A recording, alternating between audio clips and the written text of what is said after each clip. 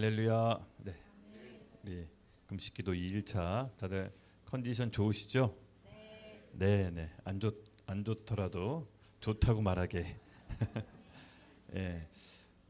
오늘 함께 나눌 기도는요. 우리 나라에 대한 겁니다. 오늘 금식기도 2일차 특별히 나라에 대해서 지금 어떻게 우리가 기도해야 되는지 좀 우리 마음을 모아서 함께 기도하기를 원합니다. 나라가 어렵고 위중하다고 하지만 늘 우리나라 역사에 보면 항상 기도로 이 나라를 역전시켰습니다. 우리에게 주신 하나님의 권세가 전 기도에 있다라고 믿습니다. 그래서 오늘 그 천국 열쇠를 풀어야 되지 않을까 싶습니다. 교회가 나라를 위해 기도하는 건 너무나 당연한 것이고요. 반드시 해야 될 교회의 역할인 것입니다.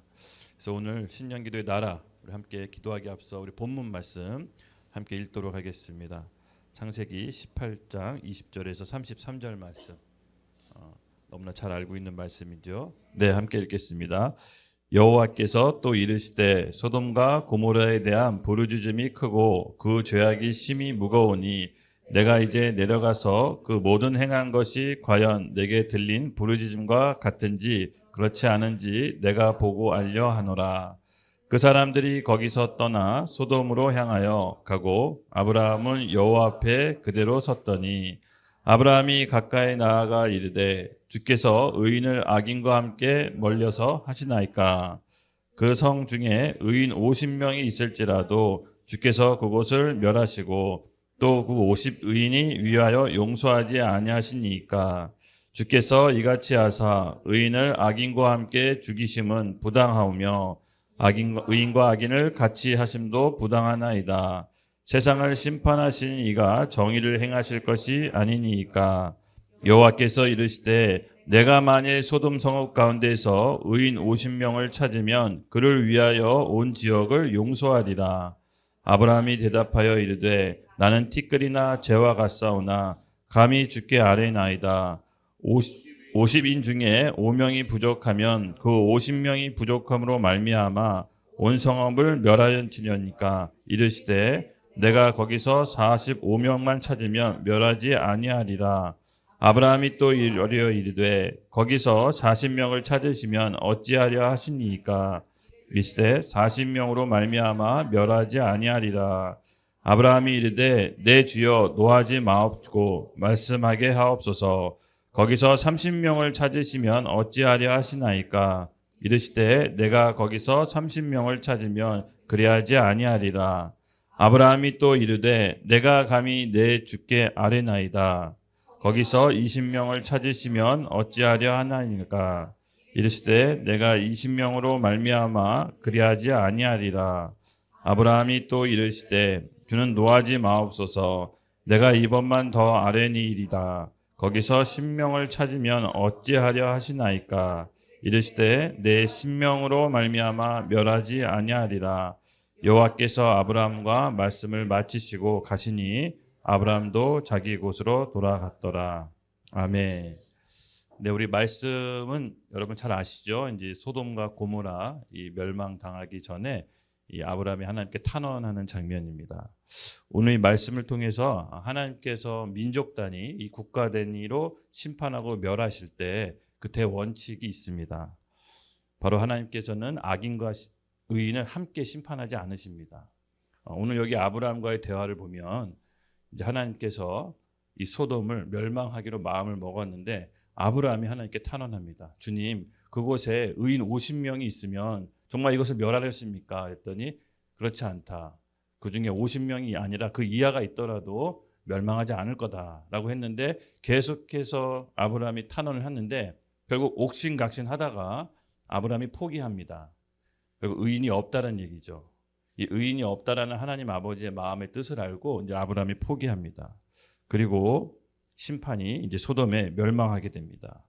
맞습니다, 여러분. 이 하나님께서는요, 한 민족 단위, 국가 단위로 멸망할 때, 심판하실 때 그곳에 의인 한 명이라도 있으면 그 민족과 국가를 멸망시키지 않으십니다. 우리가 이 믿음 아래 있어야 됩니다.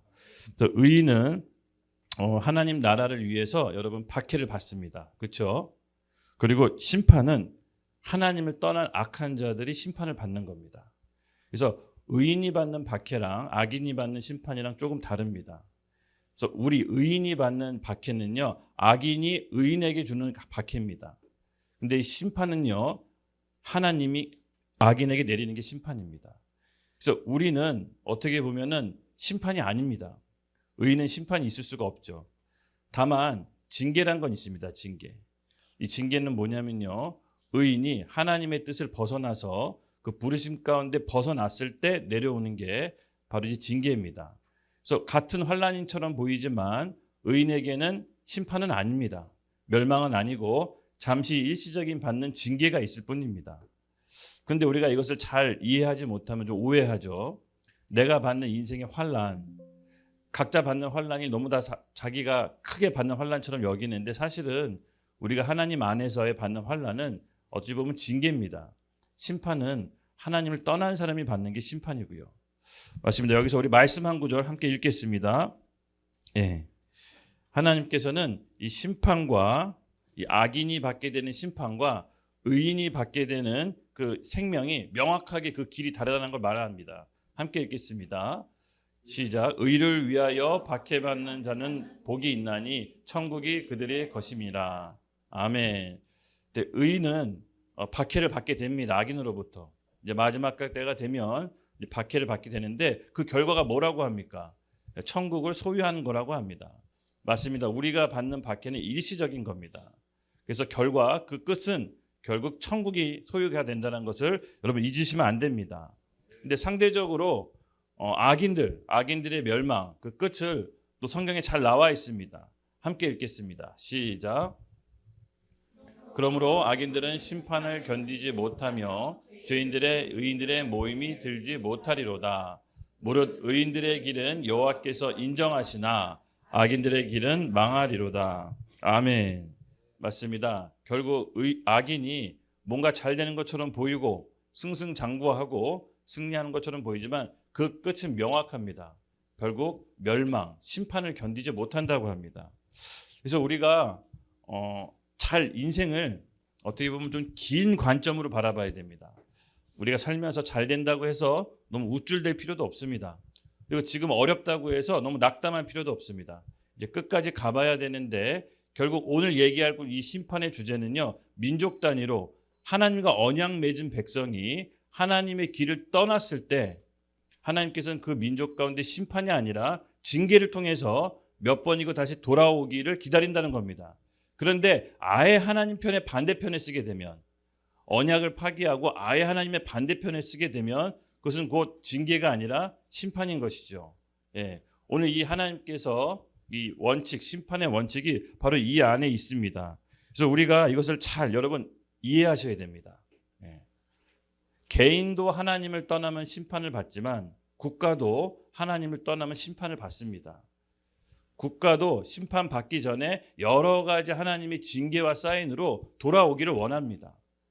우리 말씀 같이 함께 읽겠습니다. 시브리서 6장 9절, 12장 6장 9절 시작.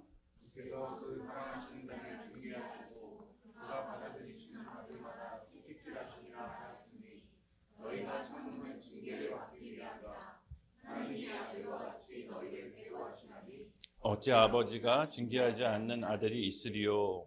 징계는 다 받는 것이거늘 너에게 없으면 사생자요 친아들이 아니니라. 또 우리 육신의 아버지가 우리를 징계하여도 공경하였거늘 하물며 너희 영의 아버지께서 더 복종하며 살려하지 않겠느냐. 아멘. 네, 맞습니다. 우리가 징계를 받는다라는 것은 또 어찌 보면 하나님의 자녀라는 증거입니다. 하나님은 그 친아들, 자녀에게 징계를 내리신다고 합니다. 맞습니다. 우리가 하나님의 뜻을 벗어났을 때 심판에 이르기 전에, 완전히 하나님과 언약이 끊어지기 전에 하나님께서는 징계를 통해 돌아오기를 원하십니다. 개인도 마찬가지지만 여러분 국가도 마찬가지입니다. 국가를 하나님께서 언약 맺은 국가가 역사상 여러 개 있었습니다. 처음에 하나님과 언약을 맺은 최초의 국가가 어디였죠? 이스라엘이었습니다. 이스라엘. 예. 그리고 역사의 관점의 흐름을 봤을 때 계속해서 하나님께서는 각 대륙마다 하나님과 언약을 맺으십니다. 그리고 영국도 하나님과 언약을 맺어서 세계 선교에 쓰임을 받죠. 미국도 마찬가지입니다. 우리나라는 아시아의 제사장 나라로서 우리 조상들이 하나님과 언약을 맺었습니다. 그것이 초대 국회, 제왕국회 명확히 기도문으로 나와 있습니다. 동남아시아 제사장 국가는 어딜까요? 이건 뭐 제 추측인데 약간 대만 같습니다. 대만. 예. 그래서 각 대륙별로 각 아시아 나라 그 제사장 국가들이 있습니다. 그래서 우리나라는 이 동북아시아의 제사장 국가였습니다. 그래서 우리나라를 통해서 하나님이 세계 선교의 한 축을 담당하게 하십니다. 그래서 우리나라 또한 하나님과 언약에 벗어나면 하나님께서 징계를 내리십니다. 즉 완전한 심판에 이르기 전까지 하나님께서는 그의 언약 맺은 백성도 되돌리십니다. 그냥 하나님께서 징계를 막 내리시는 게 아닙니다. 그의 친아들, 그의 자녀들에게 징계를 내리신다고 했죠? 맞습니다. 하나님과 언약 맺은 백성, 우리 나라이기 때문에 하나님께서는 심판에 이르기 전에 징계로서 돌아오는 사인을 주시는 겁니다. 맞습니다, 여러분. 우리나라가 하나님께 언약 맺은 백성이라는 거 여러분 믿으시죠? 네, 지난 어저께도 살짝 얘기했지만 70년 만에 한국 전쟁 이후 70년 만에 이렇게 발전한다는 건 인간의 힘으로 할 수가 있는 게 아닙니다. 기적입니다, 기적. 말 그대로 기적이란 말이 바로 여기에 맞습니다. 그러므로 우리가 아까 우리 심판의 대원칙 중에 하나님이 악인과 의인이 함께 있으면 하나님께서 심판하지 않는다 그랬죠. 이게 한 국가를 멸망시킬 때 의인이 있으면 그 국가를 멸망하지 않으십니다, 하나님이. 그래서 우리의 역할이 있는 겁니다. 믿는 우리 교회의 역할이 있습니다. 우리가 있기 때문에 하나님이 심판을 지연시킨다는 겁니다. 그냥 크리스찬만 무늬만 기독교인만 있으면 되느냐? 그게 아닙니다. 여기서 말하는 의인은 그냥 크리스찬 기독교인을 그냥 내세우는 게 아닙니다. 바로 소금의 역할을 감당하는 빛과 소금의 역할을 감당하는 크리스찬, 그들이 바로 의인인 것입니다. 우리 마태복음 5장 13절 말씀 함께 읽겠습니다. 시작. 너희는 세상의 소금이니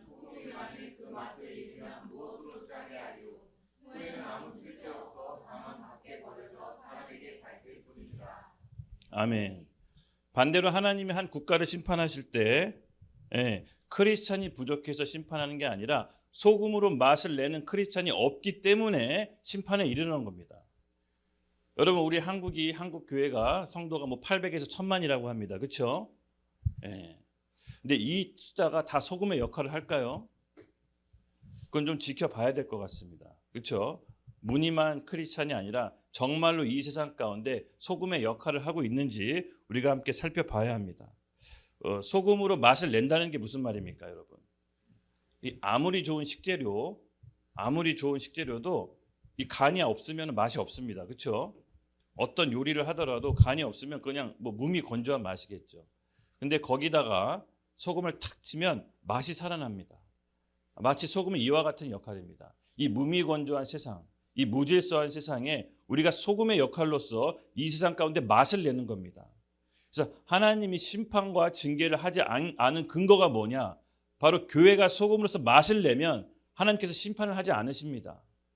그래서 우리 교회가 그런 역할을 해야 되는 줄로 믿습니다.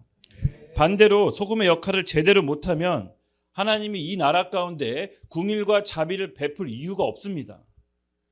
하나님께서 계속해서 이 나라 가운데 자비와 은혜를 베푼 이유는 우리 교회가 소금의 역할을 하고 있기 때문에 그렇습니다. 교회가 소금의 역할을 하지 않으면 하나님께서 계속 붙들고 은혜를 베풀 이유가 없어집니다. 그래서 우리가 굉장히 심각하게 민감하게 영적으로 감지해야 됩니다. 과연 우리는 소금의 역할을 감당하고 있는가? 소금의 역할이 무엇인지 구체적으로 살펴보겠습니다. 여러분, 소금의 역할이 무엇입니까? 교회가 소금의 역할을 해야 이 민족이, 이 국가가 심판에 이르지 않는다고 했는데 그럼 소금의 역할을 어떻게 해야 된단 말입니까? 소금의 역할은요, 바로 교회는 머리 대신 그리스도의 몸이죠. 몸은 머리의 통제를 받습니다. 즉 머리가 하는 대로 몸은 따라갑니다. 그렇죠? 머리 따로 몸 따로 움직이면 어떻게 됩니까? 이건 장애가 있는 거죠. 뭔가 좀 문제가 있는 겁니다. 머리가 지시를 내렸는데 그 지시에 몸이 안 따른다. 아픈 겁니다. 맞습니다. 머리는 그리스도입니다. 교회의 머리는 그리스도죠. 그럼 몸은 그리스도의 통제를 받는 겁니다. 즉 다시 말해서 그리스도가 선이라고 하면 몸된 교회는 선이라고 얘기해야 됩니다. 그리스도가 악이라고 하면 몸된 교회는 세상에게 악이라고 얘기해야 됩니다. 그리스도가 선인데 교회가 악이라고 얘기한다든가 그리스도가 악이라고 했는데 교회가 선이라고 얘기하면 미안하지만 교회는 아닙니다. 교회로 가장한 이상한 단체일 뿐이죠. 교회는 그리스도의 핏값으로 산 그의 몸입니다. 그래서 몸은 머리의 통제를 벗어날 수가 없습니다. 믿으시죠? 그래서 소금의 역할이라고 하는 것은 바로 그리스도를 따라가는 겁니다. 철저하게 몸인 교회는 머리 대신 그리스도의 진리를 따라가는 겁니다. 우리 말씀 함께 읽겠습니다. 마태복음 10장 32절에서 33절 시작.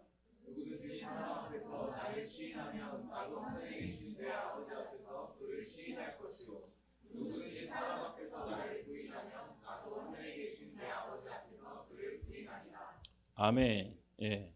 아까 말씀도 그렇고 지금 말씀도 그렇고요. 몸된 교회가 그리스도를 떠나 그리스도의 통제를 받지 않으면요. 사람에게도 짓밟히고 하나님께도 버림받습니다. 세상 눈치 보면 교회가 잘 살 수 있을 것 같죠? 그렇지 않습니다. 교회가 세상 눈치를 보는 즉시 교회 세상에게 짓밟힙니다. 아까 우리 말씀 보셨죠? 다시 한번 우리 말씀 한번 볼게요.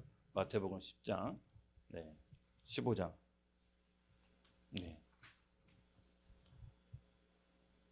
마태복음 5장 13절 다시 한번 읽겠습니다. 시작. 너희는 세상의 소금이니 소금의 맛을 그 맛을 잃으며 무엇으로 짜게 하리요. 후에는 아무 쓸데없이 다만 밖에 버려져 사람들에게 밟힐 뿐이라. 아멘. 여러분 교회는 하나님의 눈치를 봐야 됩니다. 이 세상의 눈치를 보는 즉시 세상이 우리를 이해해 주는 게 아닙니다. 세상이 우리를 감싸주는 게 아닙니다. 말씀에 정확히 나와 있습니다. 우리가 하나님의 눈치를 벗어나 세상의 눈치를 보는 즉시 세상에 밟힙니다. 여러분 이것은 자명한 사실입니다. 즉 그리스도의 몸된 교회는 하나님의 진리를 목숨처럼 사수해야 됩니다. 교회가 하나님의 진리의 말씀을 사수하면 세상이 감히 사단이 감히 넘보지 못합니다. 이 세상의 기준을 누가 제시해야 됩니까? 몸된 교회가 제시하는 겁니다. 에베소서 1장 21절에서 23절 보면 이 세상의 구조가 나와 있습니다. 그리스도를 머리로 한 몸된 교회 발 아래 만물이 있다라고 합니다. 즉 교회가 하나님 앞에 어떤 입장을 취하는지 따라서 이 세상의 구조 시스템이 바뀌는 겁니다. 그래서 이 교회는 세상에게 잘 보이려고 존재하는 게 아닙니다. 그리스도의 머리 대신 그리스도를 하나님께서 우리에게 교회에게 바로 통제 권한을 주신 겁니다. 그래서 몸인 교회는요 철저하게 머리 대신 그리스도를 따라가는 겁니다. 교회의 입장이 있어서는 안 됩니다. 오로지 그리스도의 입장만 있을 뿐입니다. 할렐루야.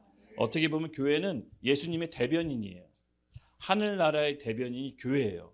그래서 하나님 아버지의 뜻과 마음을 이 세상 가운데 대변하는 거예요. 그것이 교회의 역할인 줄 믿습니다. 그래서 첫 번째 이 교회의 소금의 역할은 바로 이겁니다. 세상의 기준을 제시하는 겁니다. 선지자적인 역할. 세상이 악으로 치닫을 때 구조적으로 악으로 치닫을 때 이 세상의 기준을 제시할 수 있는 게 유일하게 교회입니다. 그래서 교회는 하나님의 말씀의 기준을 세상에게 제시해야 되는 선지자적인 역할이 있습니다. 이게 첫 번째 소금의 역할입니다. 이것을 안 하면 교회가 이것을 안 하면 맛을 잃어버린다고 합니다. 세상의 맛을 잃어버립니다. 세상의 맛을 잃어버리면 여러분 심각합니다. 아까 배웠죠? 하나님의 심판의 근거가 됩니다. 교회가 맛을 잃어버리면 하나님이 더 이상 이 세상 가운데 은혜를 베풀 이유가 없어집니다. 하나님의 은혜가 있는 것은 교회가 맛을 유지하고 있을 때만 가능한 겁니다. 그래서 여러분 우리가 맛을 유지해야 됩니다. 단 한 교회라도 이 맛을 유지하고 있으면 우리나라는 멸망받지 않습니다. 세상이 악으로 치닫을 때 우리는 선이라고 얘기해야 됩니다. 하나님의 법과 말씀을 지켜야 됩니다. 그런 소금과 같은 교회가 단 한 교회만 있어도 결코 이 나라는 멸망받지 않습니다. 많은 사람들이 대한민국의 문제점을 얘기합니다. 이래서 문제, 저래서 문제, 이렇게 망할 것 같다, 저렇게 망할 것 같다.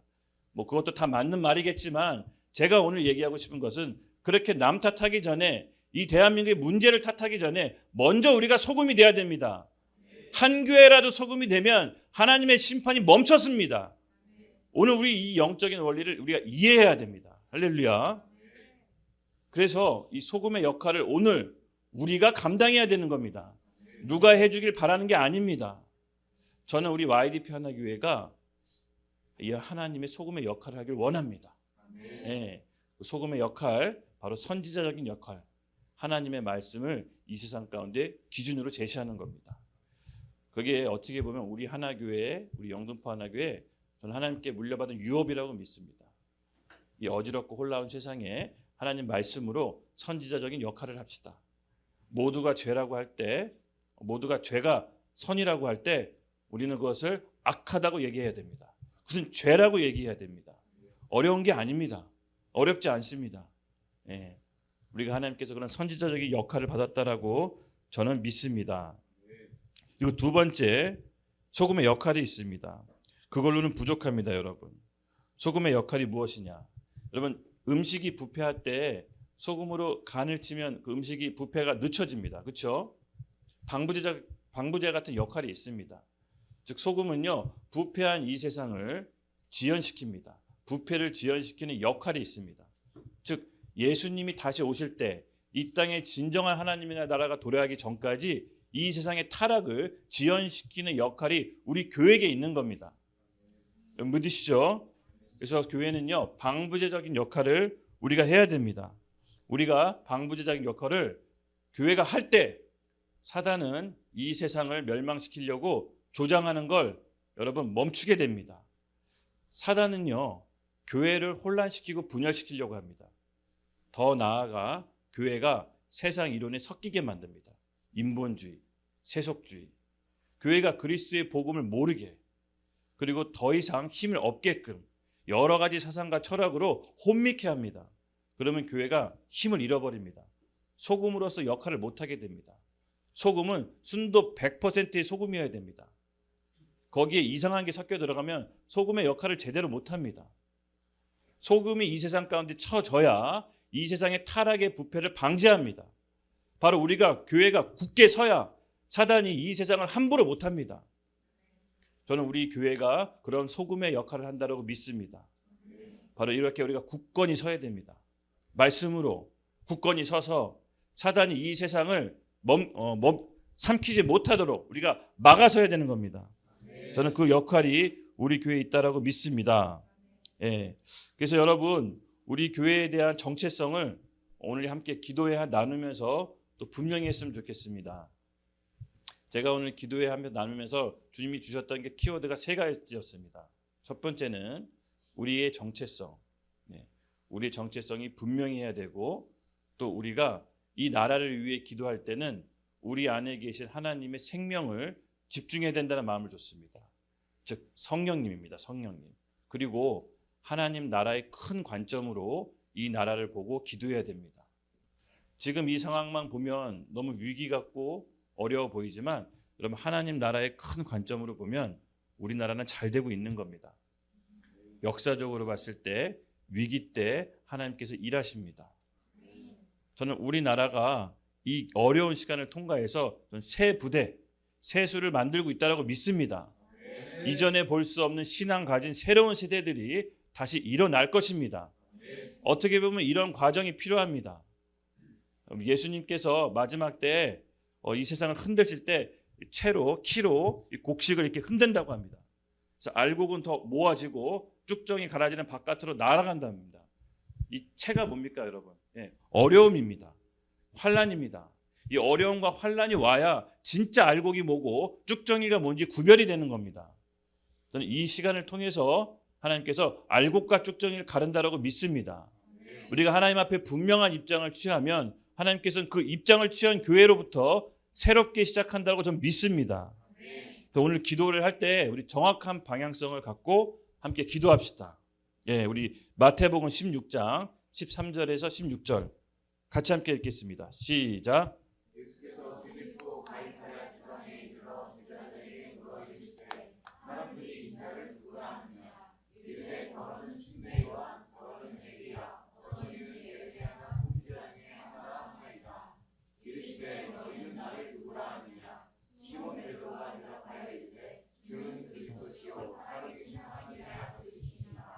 아멘.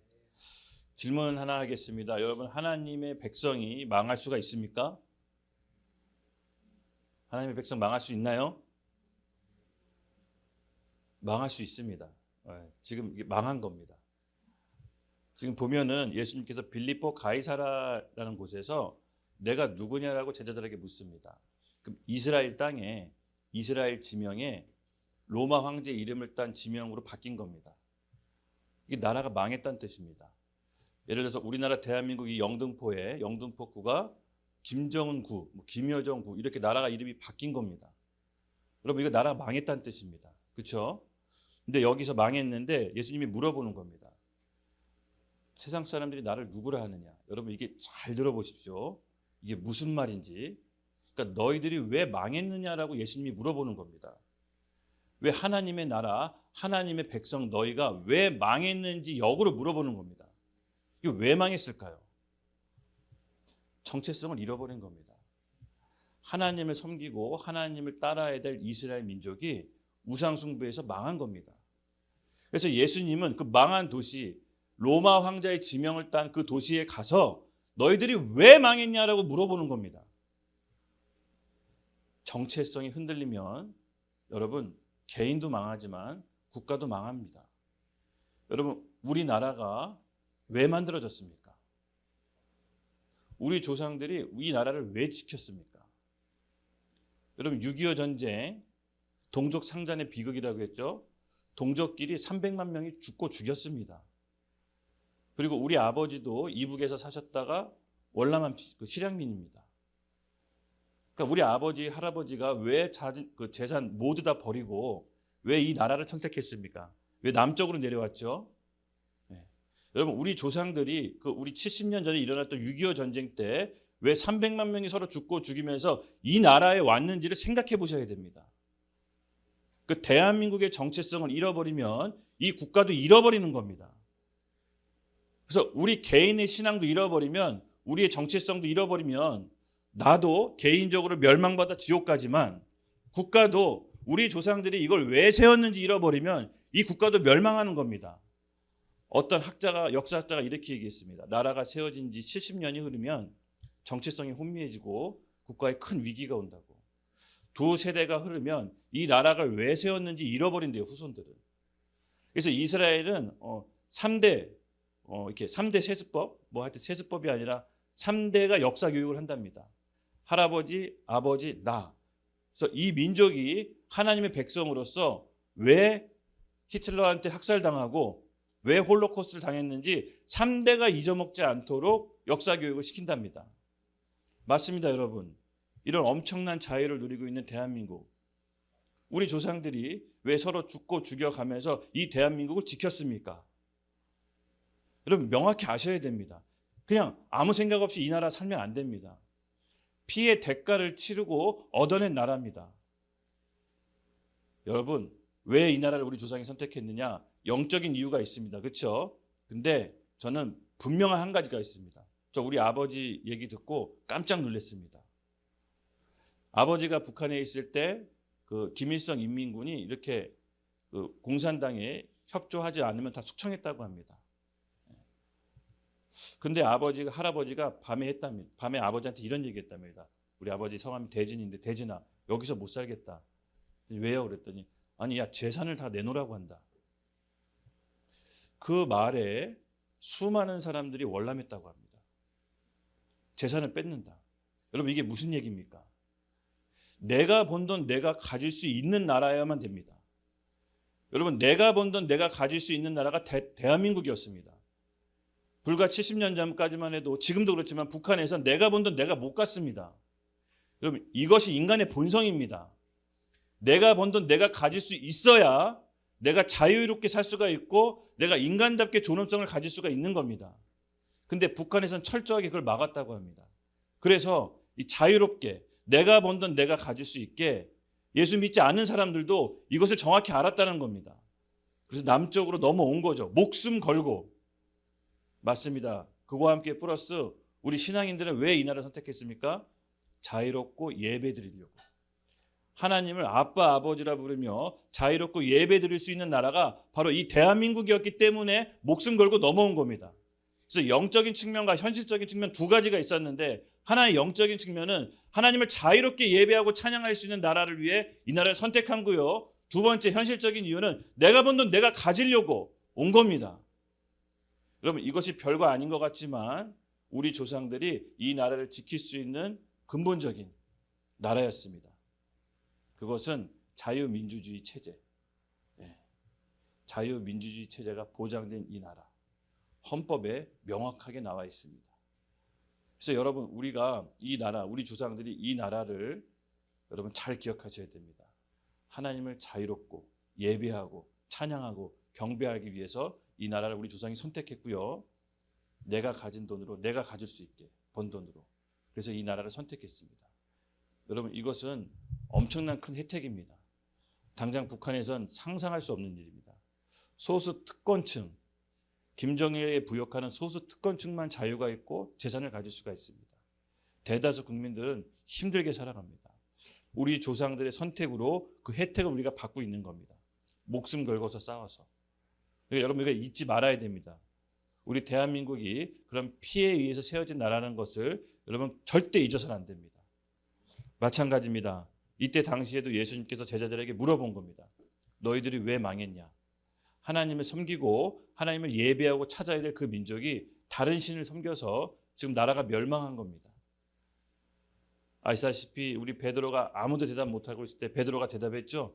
주는 그리스도시요 살아계신 하나님의 아들이시니이다. 그 고백 위에 예수님께서 내 교회 세우겠다라고 합니다. 그 멸망한 이스라엘에 하나님께서 하나님의 큰 계획이 있습니다. 그것은 다시 이스라엘을 세우는 게 아니라 교회를 세우는 거였습니다. 여러분 이게 엄청난 비밀입니다. 여러분 역사를 보면 잘 아시겠지만 로마 제국이 그 엄청난 큰 로마 제국이 신흥 종교 그리스도인들의 선교를 받아서 국교를 기독교로 만듭니다. 그리고 지금은 이스라엘의 지도상에 있지만 로마는 지도상에 없습니다. 이것이 하나님 나라의 큰 관점으로 우리가 기도해야 됩니다. 대한민국은 지도상에 사라질 수 있을지언정 하나님 나라는 결코 멸망받지 않습니다. 우리가 하나님 나라의 관점으로 이 나라를 위해 기도할 때 대한민국 멸망받지 않습니다. 우리가 이 하나님 나라의 큰 관점으로 봐야 됩니다. 안 그러면 이 집약적인 것 갖고 기도하면요, 기도의 방향성을 놓치게 됩니다. 저는 어떻게 보면 이 예수님께서 제자들에게 물어봤던 거, 저는 근본적인 질문이라고 봅니다. 너희가 왜 망했는지 다시 정체성을 회복해라. 이 나라가 어떻게 세워졌고 이 나라가 하나님을 예배하려고 만들어졌다는 걸 믿어진다면 다시 그때로 돌아가라. 그래서 우리 교회는요, 소금의 역할을 해야 되는 것입니다. 우리가 기도할 때 이렇게 하나님 앞에 분명한 우리 정체성을 갖고 오늘 같이 기도했으면 좋겠습니다. 우리의 대답은 주는 그리스도시요 살아계신 하나님의 아들이시니이다라고 우리 정체성이 확고할 때 여러분 이 나라도 살릴 수가 있는 겁니다. 우리가 불분명하고 우리가 누군지 애매모호하면 여러분 이 나라 지킬 수 있겠습니까? 당장 내가 이 나라에 대한 충성심이 없는데, 당장 내가 이 나라에 대한 애국심이 없는데 이 나라를 지킬 수 있는 마음이 있나요? 없습니다. 그건 어디서부터 비롯되냐? 바로 정체성에서부터 비롯됩니다. 그래서 여러분 우리가 이 크리스찬들의 정체성이 이 나라의 정체성이 된다고 저는 믿습니다. 결국은 이 나라는요, 초대교회 국회의원들 보면은 목사님들이 이 나라를 위해 하나님께 바치는 기도문을 드리고 시작합니다. 아무것도 없고 헐벗고 가난한 나라, 유일하게 살 길은 하나님과 언약 맺는 거다. 그게 우리 조상들의 결론이었습니다. 그래서 그거를 국회가 시작될 때 아예 명문화했습니다. 기도문으로 만들어버렸습니다. 그럼 기가 막힌 나라 아닙니까? 5,000년 역사, 계속 우상숭배, 무속, 불교, 유교 막 엄청나게 찌들고 가난한 그 나라가 예수 믿기를 헌신하고 결단했을 때 70년 만에 대성공을 거둡니다. 저는 이 우리 조상의 탁월한 선택, 우리에게 희망은 없지만 우리가 예수 믿는다면 우리가 부강한 나라가 돼서 세계 선교할 거다. 그런 비전이 있었던 겁니다. 그 비전을 우리가 지금 혜택을 받고 있는 겁니다, 여러분. 그래서 여러분 우리가 이 정체성을 분명히 했으면 좋겠습니다.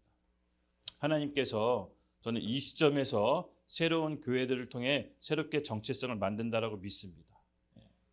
그래서 그 사실을 여러분 기억하고요. 두 번째입니다. 예. 이런 정체성만 갖고는 부족합니다. 이런 정체성과 함께 더불어 우리가 해야 될 일이 있습니다. 예. 바로 사도행전 말씀 우리 함께 읽겠습니다. 1장 6절에서 8절 말씀 시작. 그들이 모였을 때 예수께서 여쭈어 이르시되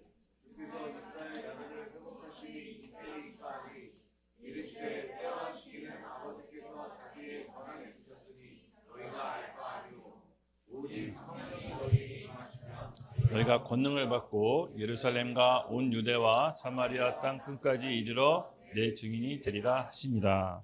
아멘, 아멘.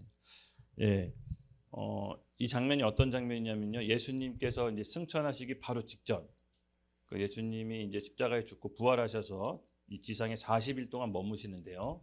이 40일 동안 머무실 때 하나님 나라에 관한 일들을 가르쳤다라고 나옵니다, 성경에.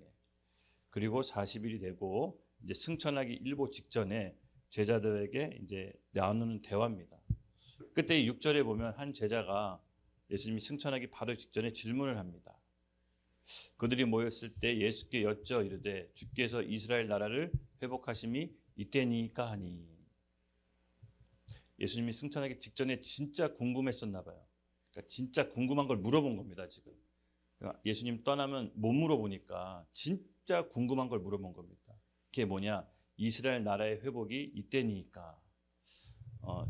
이 질문을 통해서 당시 유대인의 세계관을 좀 알 수 있습니다. 유대인의 세계관에서 하나님 나라는요, 이스라엘을 뜻합니다. 즉 유대인한테는 이스라엘 이코르가 하나님 나라입니다. 그래서 본인이 로마 제국에서 이 멸망받았던 이스라엘이 곧 하나님 나라가 멸망받다라고 생각하는 겁니다. 그래서 하나님 나라의 회복은 이스라엘을 회복하는 걸 뜻합니다. 그래서 진짜로 궁금한 겁니다. 예수님을 메시아로 믿고 있던 우리 제자들은 지금 메시아가 왔는데, 메시아가 오면 하나님 나라가 실제로 임하면 이스라엘이 회복돼서 로마 제국 멸망시켜서 다윗 제국, 그러니까 다윗 왕국처럼 부강한 이스라엘 나라로 다시 재건하는 게 그들이 갖고 있던 하나님 나라입니다. 이스라엘의 전성기로 돌아가는 게 하나님 나라에 회복하는 거라고 믿었습니다. 그들이 생각하는 하나님 나라가 이스라엘이 다시 회복하는 거였는데, 예수님이 오셨고 십자가에서 부활하셨는데 전혀 이스라엘을 회복시킬 생각은 안 하시고 전혀 그런 기미도 안 보이고 그냥 하늘로 올라간다라고 합니다. 그 다음 예수님의 대답이 기가 막힙니다. 정말로 궁금해서, 정말 본인 생각으로는, 이 유대인 전체 세계관으로는 이스라엘이 회복돼야 하나님 나라가 완성되는데 여전히 식민지배고 여전히 어려운데 왜 메시아가 하늘로 올라가신다는 걸까? 너무 궁금한 겁니다. 그래서 물어본 겁니다. 그랬더니 예수님께서 하신 말씀이 아주 명언입니다. 7절 함께 읽겠습니다. 시작. 이르시되 때와 시기는 아버지께서 자기의 권한에 두셨으니 너희가 알 바가 아니오. 지금 예수님의 관점은 전혀 다른 관점입니다. 그러니까 이스라엘의 회복은 때와 시기는 아버지께서 정할 거지 네가 알 바가 아니다. 굉장히 충격 먹었을 겁니다. 아니, 메시아가 오시면 이스라엘을 회복시키고 다시 다윗 왕국 같은 전성기를 만드실 텐데 어째서 때와 시기를 알 바가 아니라고 하십니까? 이게 굉장히 궁금했을 겁니다. 왜냐? 예수님이 생각하는 하나님 나라는 그런 게 아닙니다. 정치적인 이스라엘 왕국이 회복되는 게 하나님 나라라고 생각하지 않습니다. 예수님이 생각하는 하나님 나라는 점진적이고 조용하게 우리 인간의 내면으로부터 오는 하나님 나라입니다. 당시 유대인은 이걸 이해하지 못했습니다. 그때 당시에는 하나님 나라가 이스라엘 회복을 뜻했지만 예수님이 말한 하나님 나라는 우리 인간의 내면으로부터 점진적으로 소리 없이 시작됩니다. 우리 말씀 함께 읽겠습니다. 로마서 말씀 14장 17절 시작. 하나님 나라는 먹는 것과 마시는 것이 아니요 오직 성령 안에 있는 의와 평강과 희락이라. 당시 유대인들은요 급진적으로 하나님 나라가 임한다고 했습니다. 그래서 구약에 보면 여호와의 때, 여호와의 날이라고 표현되어 있습니다. 바로 여호와의 때, 여호와의 날, 종말이 오면 이스라엘이 완전히 회복된다라고 믿었습니다. 근데 하나님 나라는 예수님이 그런 게 아니라고 합니다. 하나님 나라는 먹는 것과 마시는 것이 아니요 오직 성령 안에 있는 의와 평강과 희락이라고 우리 사람의 내면으로부터 임한다라고 얘기합니다. 정말 쇼킹한 거죠, 우리 제자들이. 그리고 그 두 번째, 그렇게 내면에 임한 하나님 나라가 임한 한 사람 한 사람이 모여서 공동체에도 임한다고 합니다. 두 번째 말씀 함께 읽겠습니다. 시작. 또 여기 있다 저기 있다라고 못하리니 하나님 나라는 너희 안에 있느니라. 이 얘기를 들은 유대인은 정말 오리무중했을 겁니다. 이게 도대체 무슨 말인가? 하나님 나라가 우리 안에 임하고 공동체 안에 임한다. 즉 예수님께서 말씀하신 하나님 나라는 먼저는 영적으로 임합니다. 우리 내면의 성령 안에 성령의 통치를 받는 한 사람 한 사람이 먼저 시작되는 겁니다. 그리고 그렇게 모인 한 사람 한 사람이 모인 공동체 안에 성령이 임해서 하나님 나라가 이루어집니다. 그리고 그렇게 생긴 교회 하나가 모여서 마침내 복음이 만민에게 증거될 때 이 땅에 이 나라에 하나님 나라가 실제로 임하게 됩니다. 우리 요한계시록 21장 1절에서 2절 말씀 읽겠습니다. 시작. 또 내가 새 하늘과 새 땅을 보니 처음 하늘과 처음 땅이 없어졌고 바다도 다시 있지 않더라. 또 내가 보매 거룩한 성 새 예루살렘이 하나님께로부터 하늘에서 내려오니 그 준비한 것이 신부가 남편을 위하여 단장한 것 같더라. 아멘. 그렇게 모인 교회 하나가 모여서 주 예수여 어서 오시옵소서라고 부르짖을 때 실제로 이 땅에 하나님 나라가 임하게 되는 겁니다. 예수님께서는 교회를 본인의 신부라고 얘기했습니다. 그리고 예수님이 재림하실 때 혼인 잔치로 비유합니다. 즉 신랑 대신 예수님이 신부와 결혼하기 위해서 오는 게 종말입니다. 그때 누구와 만나냐? 본인의 몸된 교회랑 만나는 겁니다. 그래서 우리가 예수 믿는 우리 교회, 우리 공동체가 예수님이 오실 때 그의 신부로서 준비되어져야 되는 겁니다. 그래서 이렇게 만나는 게 혼인 잔치고 그때가 종말인데 유대인은 전혀 이걸 이해하지 못했습니다. 그들은 급진적인 하나님 나라를 생각하고 있었습니다. 여호와의 날이 임하면 그동안 우리를 괴롭혔던 주변 국가와 민족들을 복속시키고 다윗과 같은 전성기가 돼서 주변 나라가 우리에게 조공을 바친다. 이런 세계관이 갖고 있었습니다. 근데 예수님이 말한 하나님 나라는 그런 게 아니었습니다. 먼저는 우리 내면에 성령으로 감화된 한 사람 한 사람을 통해서 임하고 그렇게 모인 공동체 교회 안에 임하고 그렇게 교회가 이 땅에 만민에게 복음이 전파될 때 실제로 임하는 하나님 나라로 옵니다. 그래서 우리는 그 실제로 하나님 나라가 임하는 그 사이에 있습니다. 그래서 우리 교회가 오늘 표가 뭐였죠? 만민에게 복음을 전파하라가 26년도 표입니다.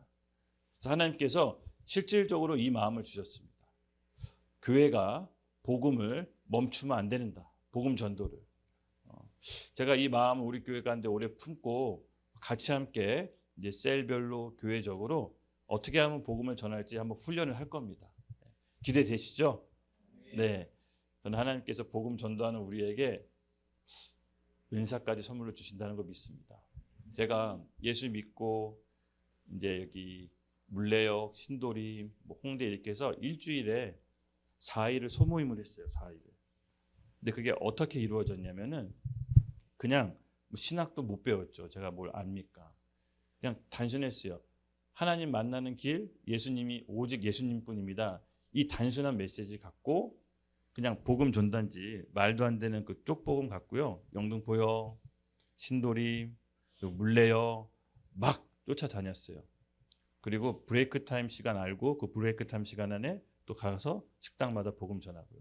근데 신기하게 정말 신기하게 이런 얘기, 이런 말도 안 되는 얘기를 들어주시는 분들이 생기더라고요.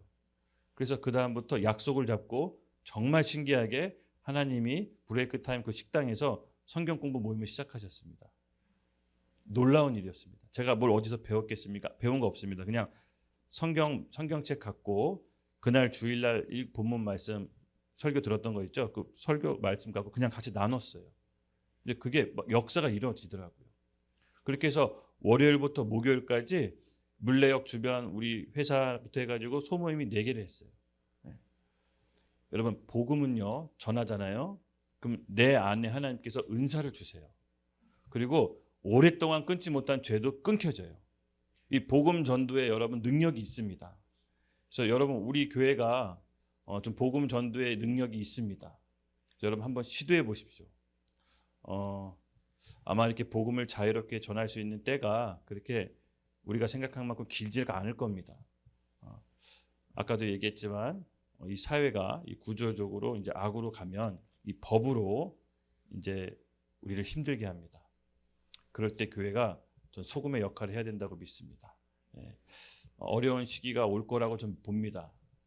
그렇지만 어려운 시기가 오더라도 우리가 하나님께서 우리 믿고 있는 신앙을 증명할 수 있는 기회라고 여러분 좋게 여기십시오.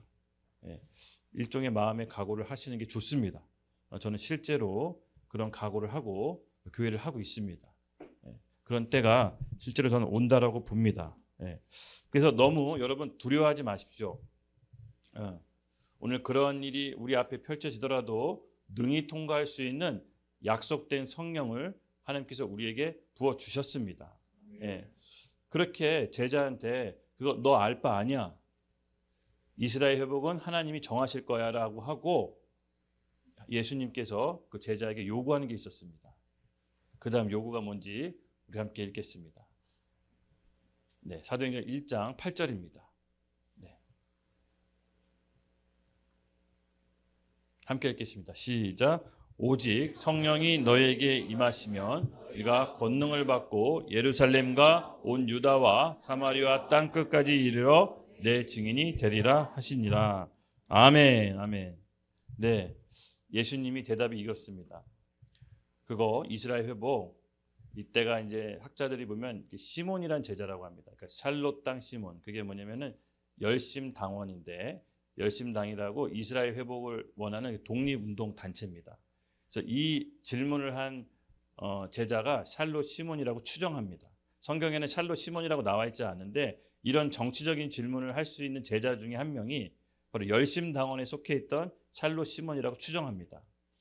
그는 이스라엘의 독립을 한 독립운동가입니다. 쉽게 말해서 독립운동가가 예수님 제자 중에 한 명 있는 겁니다. 그래서 이스라엘 회복을 언제 있냐고 물어봤더니 예수님께서 그 하나님이 정하시고 너가 알 바가 아니다. 그런데 너가 꼭 해야 되는 게 있는데 뭐냐? 성령 받아야 돼. 네가 이스라엘 회복도 좋아하고 독립운동도 중요하지만 먼저 해야 될 게 바로 성령 받는 거야. 그리고 성령 받고 내 증인이 돼야 돼. 그게 먼저야. 시몬아, 이스라엘 회복은 아버지께서 하실 거야. 먼저 너가 변화받아야 돼. 너가 성령 받고 내 증인이 돼야 돼. 엄청난 역사의 반전입니다.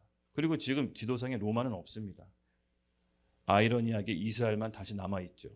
여러분 이것이 하나님 나라로 기도해야 되는 겁니다. 대한민국의 운명도 하나님 손에 달려 있습니다. 대한민국의 문제를 다 지적할 수 있습니다. 대한민국 다 비난할 수 있습니다. 그렇지만 그러기 전에 우리가 먼저 성령 받아야 됩니다. 오늘 예수님께서 우리에게 주문하시는 건 뭐냐면 얘들아 대한민국 어려운 거 나도 알아. 대한민국에 엄청난 하나님의 은혜 받은 거 알아. 그렇지만 너희가 먼저 성령 받아야 돼. 그리고 내 증인이 돼야 돼. 그게 먼저야 라고 오늘 우리에게 주신 메시지라고 저는 믿습니다. 그러면 여러분 우리가 성령으로 다시 새롭게 받읍시다. 그렇게 성령으로 한 사람 한 사람 충만한 사람이 이 나라의 빛과 소금의 역할을 할 수 있다라고 좀 믿습니다. 우리 찬양팀 나오세요.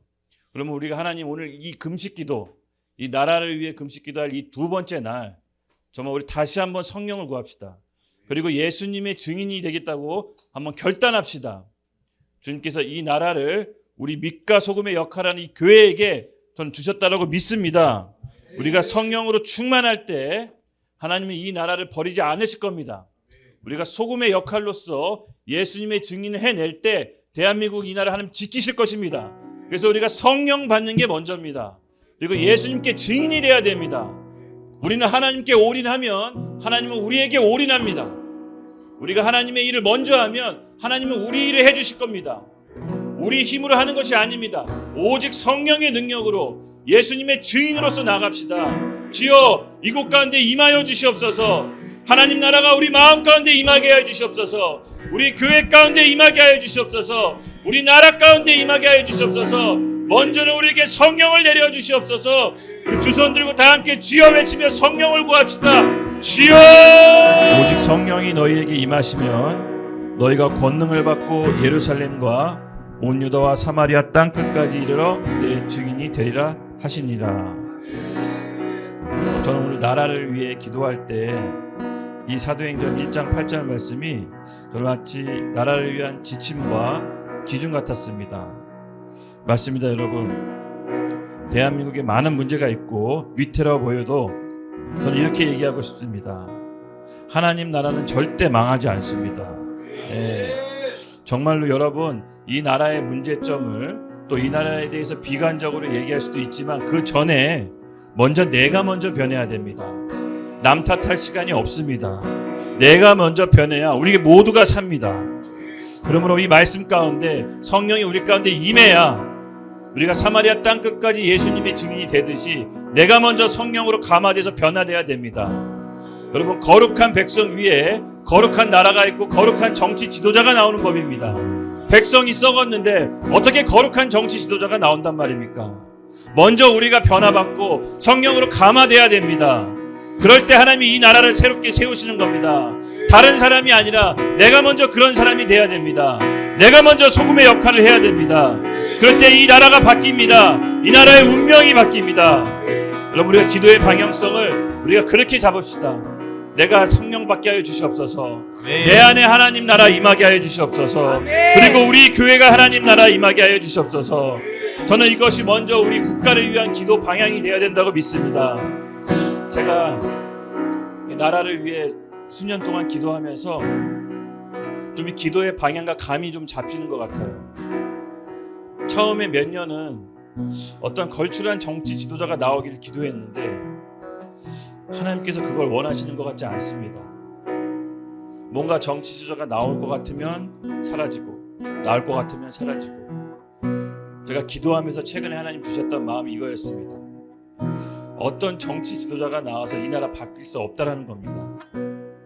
바로 우리 한 사람 한 사람, 이 땅의 교회가 성령으로 감화되고 소금의 역할을 제대로 할 때 자연스럽게 정치 지도자가 나오는 것이지, 어떤 걸출한 정치 지도자가 나와서 우리나라 한꺼번에 바꿔준다, 이것은 같은 유대인의 세계관인 것 같아요. 어떤 메시아가 와서 우리나라 회복시켜준다, 그런 단계가 아니라는 마음에 감동을 줍니다. 오늘 우리에게 주신 말씀, 너희가 먼저 성령을 받고 내 증인이 되라는 말씀이 오늘 우리 가운데 이룹시다. 먼저는 내 안에, 그리고 우리 공동체 안에, 그리고 이 나라 이 민족 안에 하나님 나라 임하여 주시옵소서. 아멘. 하나님 나라 속히 오시옵소서. 우리 주여 외치고 하나님 나라를 위해 기도하겠습니다. 주여!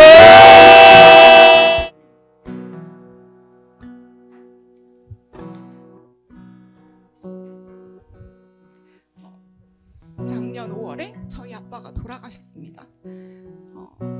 저의 멘토이셨고 모든 신앙과 삶에 대한 모든 부분들을 친밀하게 나누던 분이었는데, 제가 이 공동체를 만나고 언약 공동체를 만나고 잘 정착하는 모습을 보시고 아빠가 기쁜 마음으로 천국에 가셨습니다.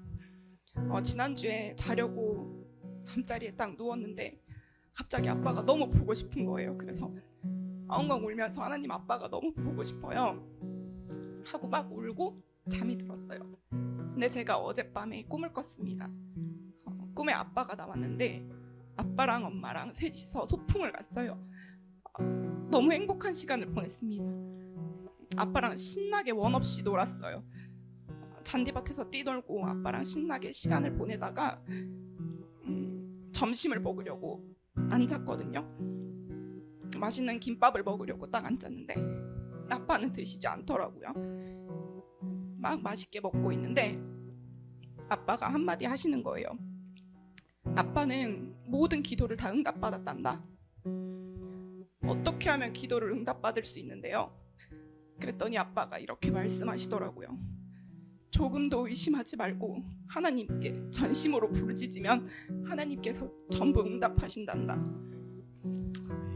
저는 이 아빠의 말씀이 오늘 우리 공동체에게 하시는 말씀이라고 확신했습니다. 기쁜 마음으로 출근을 했는데 전도사님이 부르시더라고요. 어떤 연락처를 주시더니 전화를 해보라고 하시더라고요. 어제 철도 경찰에게 전화가 왔대요. 누가 제 영상을 보고 신고를 했다고 하더라고요. 그래서 되게 좋은 꿈 꿨는데 하나님이 내 기도에 다 응답하셔서 되게 좋은 일만 있을 줄 알고 왔는데 좋은 일이 아닌데요. 하나님 이게 무슨 일이죠? 하고 자리에 딱 앉았는데 오늘 전도사님 말씀하셨던 것처럼 산상수훈의 팔복이 생각이 나더라고요. 말씀을 찾아봤는데 의를 위하여 박해를 받는 자는 복이 있나니 천국이 그들의 것임이라. 나로 말미암아 너희를 욕하고 박해하고 거짓으로 너희를 거슬러 모든 악한 말을 할 때에는 너희에게 복이 있나니 기뻐하고 즐거워하라. 하늘에서 너희의 상이 크니라. 너희 전에 있던 선지자들도 이같이 박해하였느니라. 예전에 이 말씀을 읽을 때는 전혀 이해가 되지 않았었거든요. 전혀 복 있는 모습이 아닌데, 내가 기대하는 복이 아닌데, 가난하라고, 심령이 가난하라고 하시고 애통하라고 하시면 맨날 울어야 되는 건가? 물론 제가 자주 울긴 합니다만 핍박을 받으라고 하는데 정말 도저히 이해가 되지 않는 모습이었거든요. 근데 공동체에서 하나님이 저에게 맡기신 일들을 제가 감당하게 하시면서 억지로 싫지만 한 발짝 내딛고 복음을 전하는 일들을 감당하게 하실 때 이 말씀이 이제 이해가 되기 시작하더라고요. 이 말씀 다음에 이어지는 구절이 빛과 소금입니다. 저도 오늘 그 말씀을 보고 이 자리에 섰었는데 하나님께서 그냥 빛이라고 명하시더라고요. 너는 빛이다. 내가 빛이 되어야지 해서 내가 결단하고 의지해서 빛이 되는 게 아니라 그냥 너는 빛이다. 산 위에 있는 동네에 숨겨지지 못한다. 그러니까 내가 숨겨질 수 없는 존재이고 이미 성령님이 내 안에 계심으로, 우리 안에 계심으로 우리는 이미 빛이라는 거죠. 어둠밖에 없는 우리에게 성령님이 임하셔서 우리는 이미 빛으로 부르셨다라고 말씀하시는데 그 말씀이 너무 저에게 실제가 되고 믿어지는 시간이었습니다. 이 시간 우리가 부르짖어 기도할 때 하나님이 빛 대신 주님의 생명이 있는 주의 자녀들이 기도하며 부르짖을 때 하나님께서 우리의 기도에 응답하실 줄 믿습니다. 아멘. 특별히 이 나라 대한민국 가운데 하나님 우리의 정체성이 회복되기 원합니다. 아멘. 주님의 정체성이 회복된 주의 자녀들이 부르짖어 기도할 때 이 나라와 한국교회가 온전히 회복되어지고 우리 기도에 주님께서 속히 응답하여 주실 줄 믿습니다. 굳게 믿고 조금 더 의심하지 않고 주님 앞에 부르짖어 기도하겠습니다. 이 시간 역대하 7장 14절 말씀 다 함께 선포하시겠습니다. 내 이름으로 일컫는 내 백성이 그들의 악한 길에서 떠나 스스로 겸비하고 기도하며 내 얼굴을 찾으면 내가 그늘에서 듣고 그들의 죄를 사하고 그들의 땅을 고치리라. 아멘. 이 시간 한국 교회를 위해 먼저 기도하기 원합니다. 이 나라가 하나님 앞에 간절히 부르짖어 기도하던 때가 있었습니다. 한강의 기적이 모두 한강의 기적은 모두 하나님의 기도의 응답이었습니다. 우리 부모 세대의 기도에 응답하셔서 이렇게 살기 좋은 부강한 나라를 만들어 주셨습니다. 그런데 우리가 감사를 잊고 불평하고 원망했던 죄를 이 시간 먼저 회개하기 원합니다. 부어주신 은혜를 잊고 세상과 구별되지 못한 한국교회의 죄를 비친 우리 주의 자녀들이, 온전한 정체성을 가진 주의 자녀들이 먼저 회개하며 나아가기 원합니다. 빛의 자녀들이 다시금 일어나게 하여 주십시오. 아멘. 우리가 먼저 거룩과 성결로 건비될 때 우리의 기도에 응답하셔서 이 땅을 고치실 줄 믿습니다. 이 시간 한국교회가 먼저 회개하고 돌이켜 머리로 아는 것에 그치는 것이 아니라 복음을 살아내는 좁은 길을 걸어가게 하여 달라고 다 함께 한국교회를 위해 다 함께 뜨겁게 주여 한번 부르시고 기도하시겠습니다. 주여! 이 나라의 다음 세대뿐만 아니라 우리 교회 안에 또 다음 세대들이 있습니다. 이 시간 출애굽기 17장 8절에서 13절 말씀 선포하시고 기도 제목 나누도록 하겠습니다. 시작. 그때 아말렉이 와서 이스라엘과 르비딤에서 싸우니라. 모세가 여호수아에게 이르되 우리를 위하여 사람들을 택하여 나가서 아말렉과 싸우라. 내일 내가 하나님의 지팡이를 손에 잡고 산 꼭대기에 서리라. 여호수아가 모세의 말대로 행하여 아말렉과 싸우고 모세와 아론과 훌은 산 꼭대기에 올라가서 모세가 손을 들면 이스라엘이 이기고 손을 내리면 아말렉이 이기더니 모세의 발이 피곤함에 그들이 돌을 가져다가 모세 아래에 놓아 그가 그 위에 앉게 하고 아론과 훌이 한 사람은 이쪽에서 한 사람은 저쪽에서 모세의 손을 붙들어 올렸더니 그 손이 해가 지도록 내려오지 아니한지라. 여호수아가 칼날로 아말렉과 그 백성을 쳐서 무찌르니라. 아멘. 우리 공동체 안에 26년부터 새로운 부서가 생겼습니다. 다음 세대의 어린이 친구들을 위한 예배 부서가 생겼고, 또 공사가 끝난 뒤에는 청년부 예배가 시작됩니다. 하나님께서 우리 공동체에 새 부대를 준비하고 계십니다. 나라를 품고 여호수아 군대로 준비된 통일 세대를 준비하는 거룩한 세대들로 준비시켜 주시옵소서. 모세의 영적 리더십 아래 나라를 위해 나아가 싸우는 여호수아 군대들로 무장시켜 주십시오. 영적으로 훈련되어 세상 가운데 요동하지 아니하고 진리의 신 주님의 말씀을 굳게 붙잡아 말씀으로 싸워가는 여호수아 부대가 되게 하여 주십시오. 이 시간 우리 교회에 맡기신 새벽 이슬 같은 주의 자녀들이 거룩한 세대로 일어나 세상의 아말렉 족속과 싸워 승리하게 하여 달라고 우리 공동체 안에 있는 다음 세대를 놓고 기도하시겠습니다. 주여! 이 시간 우리 북한 동포들에 있는 우리 친족들, 우리 동포들의 해방을 위해 우리가 가장 먼저 나서서 기도해야 할 줄 믿습니다. 북한 동포의 해방은 우리 민족이 반드시 이루어야 할 민족적 사명입니다. 하나님, 이 시간 북한 동포들의 고통이 북한 동포들의 고통을 나의 고통처럼 여깁니다. 굶주림과 핍박과 어려움 속에 희망이 없는 그들을 위해 이 시간 기도합니다. 주님, 우리가 매일 아침 예배 때 북한 동포들을 위해 매일 기도해 왔습니다.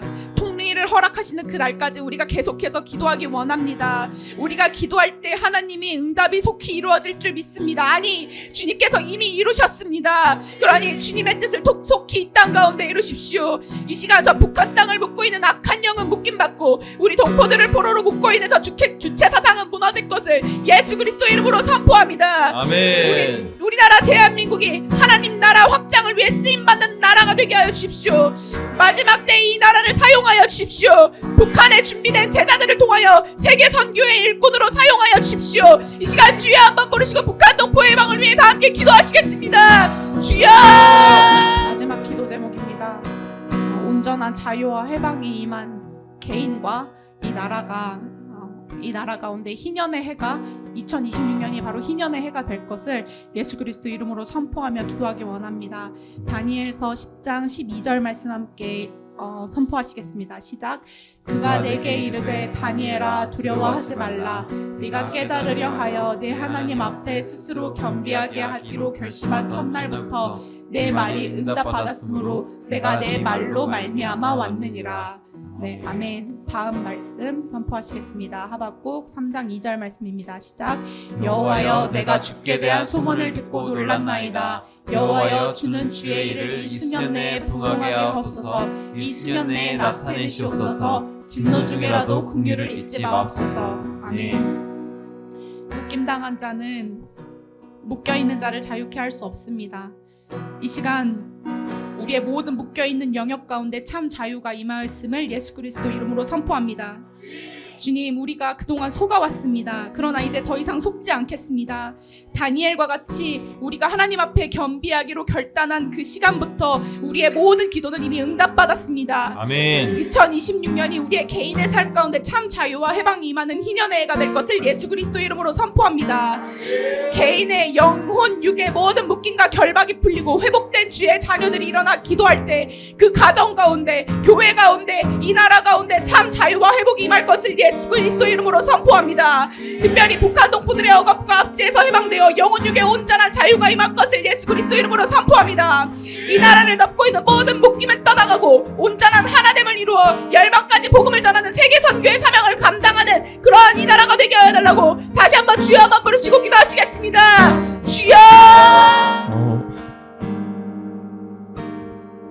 그런즉 너희는 먼저 그의 나라와 그의 의를 구하라. 그리하면 이 모든 것을 너희에게 더하시리라. 아버지께서 말씀하십니다. 우리가 여러 억압과 박해, 또 성경에 예언되었듯이 많은 미혹과 환난 가운데에도 우리가 자유를 외칠 수 있고 아버지의 나라를 외칠 수 있고 아버지의 사랑을 전할 수 있고 진리이신 아버지의 말씀을 선포할 수 있는 능력은 우리가 믿음의 눈을 들어 우리가 먼저 그 아버지의 나라를 바라보기를 원합니다. 아버지께서 우리가 영생을 얻기를 위하셔서 예수님을 이 땅에 보내셨고 예수님께서 십자가에서 죽기까지 우리를 살리시기 위하여 그 모든 박해, 조롱, 핍박 다 감당하셨습니다. 이제는 우리가 전할 차례임을 믿습니다. 하나님 아버지여 주님, 나라를 위해 기도하는 우리 가운데에 또 동역자들을 위해 기도하는 우리 가운데에 아버지 이 열방을 위하여 기도하는 우리 가운데에 성령 충만함을 부어 주시옵소서. 지금 이 시간 가운데 믿음의 눈을 열어주시고 성령의 충만함을 부어달라고 우리 다 함께 주여 한번 부르짖고 기도하며 나아가겠습니다. 주여! 마지막으로 다 같이 일어나서 선한 능력으로 찬양을 좀 함께 했으면 좋겠습니다. 정말 이 독일 교회가 나치의 또 히틀러의 전체주의에 흘러갔을 때 정말 고백교회 또 보네포 목사님이 또 이 하나님 앞에 신앙 고백을 통해서 독일 교회의 신앙을 지키고 다시 한번 독일의 재건이 이루어졌듯이 그 한 교회가 하나님 앞에서의 고백을 통해서 다시금 사단의 악한 권세에서 독일을 빼내왔습니다. 우리가 그런 세상의 소금의 역할, 정말 기준의 역할을 우리 교회가 담당하기를 원합니다. 그럴 성령의 충만함을 우리 이 자리에 모인 모든 심령들 가운데 부어 주시옵소서. 이 나라의 빛과 소금으로 주님 기억하여 주시옵소서. 저희를 사용하여 주시옵소서. 선한 능력으로, 하나님의 선한 능력으로 이 싸움을 싸우게 하여 주시옵소서. 우리 같이 함께 이 찬양 부르겠습니다. 그 선한 힘에 고요히 감싸여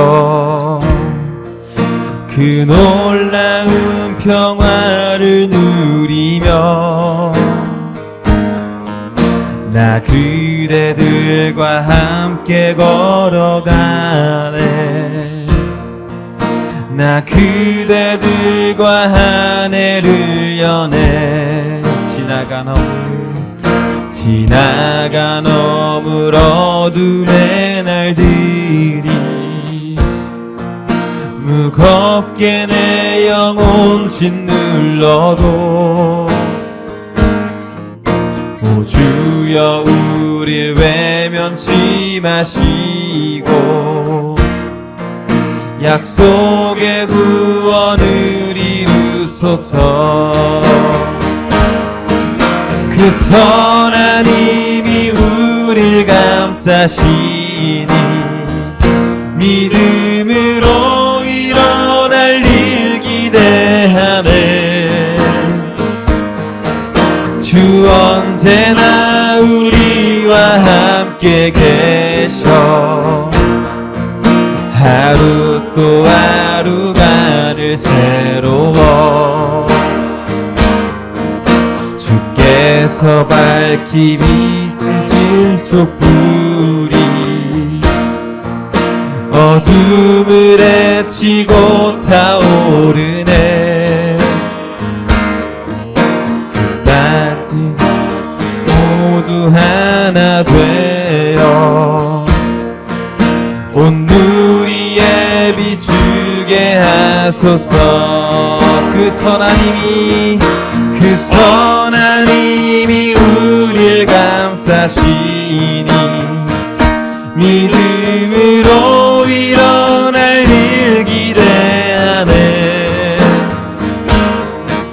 주 언제나 우리와 함께 계셔 하루 또 하루가 늘 새로워. 그 선한 힘이 우릴 감싸시니 믿음으로 일어날 일 기대하네. 주 언제나 우리와 함께 계셔 하루 또 하루가 늘 새로워. 이 고요함이 깊이 번져갈 때 저 가슴 벅찬 노래 들리네. 다시 하나가 되게 이끄소서. 당신의 빛이 빛나는 이 밤, 그 선한 힘이 우릴 감싸시니 믿음으로 일어날 일 기대하네. 주 언제나 우리와 함께 계셔. 하루 또 하루가 늘 새로워. 그 선한 힘이 우릴 감싸시니 믿음으로 일어날 일 기대하네. 주 언제나 우리와 함께 계셔. 하루 또 하루가 늘 새로워. 적은 무리여 무서워 말라. 너희 아버지께서 그 나라를 너희에게 주시기를 기뻐하느니라. 아멘. 하나님 감사합니다. 오늘 나라와 또 민족을 위해 또 교회를 위해 하나님 앞에 함께 올려드립니다. 지금 저희의 기도를 또 저희의 예배를 기쁘게 받아주시옵소서. 주님, 먼저 우리가 변하길 원합니다. 아멘. 내가 변하길 원합니다. 아멘. 우리 가운데 약속의 성령을 부어주시고 새 마음을 허락하셔서 정말 이 나라와 이 민족의 빛과 소금의 역할로 저희를 사용하여 주시옵소서. 아멘. 오늘 그 고백과 헌신을 우리 하나님께서 기쁘게 받아주신 줄로 믿습니다. 아멘. 감사하며 이 모든 말씀, 이 기도 우리 아버지 하나님께 올려드립니다. 예수님의 이름으로 기도드렸습니다. 아멘. 아멘.